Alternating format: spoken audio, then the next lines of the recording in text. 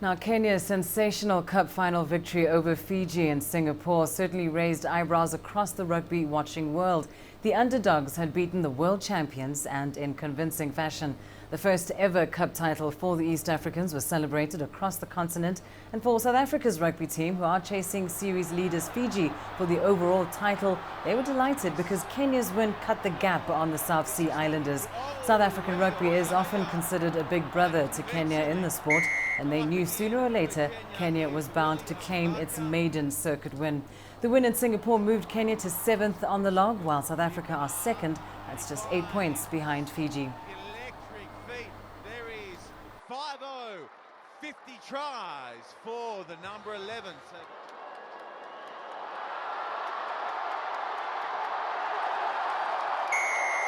My very first season, 2009, I played a final against KENYAN. It was a huge moment for them to play in a final. We played the Adelaide final.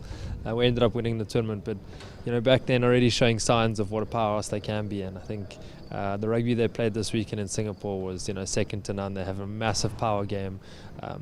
Some really big players, and they've really come of age these days. And it's awesome for players like Humphrey and Collins, who have been around for close on a decade with Kenya Sevens, and really been going through the grind with them, just to get that little bit of reward for all their hard work. Kenyan surprised the whole world. I think they always had it in their abilities to do it. They are a big physical side, and I think Fiji went in a bit overconfident in that match. I might be wrong, but they try to play a physical game, and the Kenyans just topped them over with that physicality of the breakdown. So I think they stole Fiji of ball, and the opportunities they had, they took it. And then just when the Kenyans got their nose up in the air, and it's just all downhill from there. So the Fijians struggled a bit. But it's good for the game of sevens. Very good for Kenyan rugby. I mean, after 140 tournaments to finally take a cup, it's good. I think they've played, and it's their third final they've played ever, and they've done well. So I'm very stoked for them.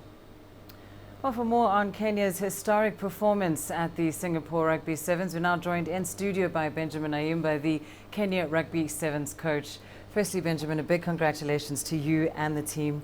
Certainly indeed, you've made history. Just how special is this victory for you all? Very special. For us, it's been a journey, a very treacherous journey. I think it's a sort of relief you get after a long walk. And for us, it's made dreams. It has given hope. It has given a sense of belief in our younger players as well. And it goes beyond the team itself. It's certainly given hope to the nation. How did it feel knowing that you have the support of an entire country and perhaps many other fans around the continent too on this occasion? Having been used to lukewarm receptions, it was quite overwhelming when we saw the runway with the red carpet, and there's a lot of hullabaloo about us getting off the plane, and it was a special feeling. And walking around town and going to numerous interviews since we got back, just is really very humbling. Now, earlier you referred to it as a treacherous journey. It certainly wasn't easy for Kenya. They won against all odds. Everyone said they were the underdogs. Just how difficult is it to win the tour when Kenya is taking a semi-professional side on a tour like this? Reason it's been treacherous is not just in this tournament, but the time it's taken us to win a cup. And it started with me as a player and graduated into a coach.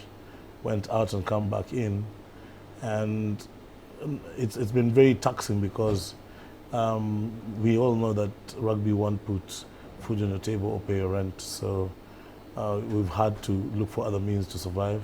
It's getting better by the day. When I started playing, there was nothing really. Players today at least can get along with whatever it is that they're getting. Of course, not as much as the counterparts are getting, and that's the reason why sometimes it's difficult to put KPIs on players, key performance indicators, because it is the environment really interferes with it. And for them to achieve what they have, it is definitely a huge achievement. Yes. And of course a huge achievement for you. And as you said, it is your second stint as coach now. And that's certainly good news for the sort of the debate or the argument over local versus foreign coaches. I think it's very foolhardy for anybody to think that a foreign coach is better than a local one. And I keep saying, if you don't believe in yourself, don't stop believing. Don't think other people don't believe in themselves. So, for me, it's always been they believe and trust in the local solutions, because we understand our players, we understand the environment much better than anyone would. And of course, this victory is just one step in a greater journey. There is the Olympics to look forward to. What do you think that's going to that's our target. Even as we play in the World Series, we're privileged because we're allowed to play. We're playing in 10 tournaments before the Olympics. There's 1 or 2 teams that don't have the privilege, and it's very unfortunate for them, because I don't think they will compete. And it's been a good preparation for us. There's a break between the last tournament and the Rio Olympics. Is at least a 10-week break, which is quite a lot, and we should be able to use our time to become better. Well, of course, we wish you all the best going forward. Thank you very much. Thank you very much. Benjamin AYIMBA live with us here in our studio. Here's, of course, the Kenya Rugby Sevens coach.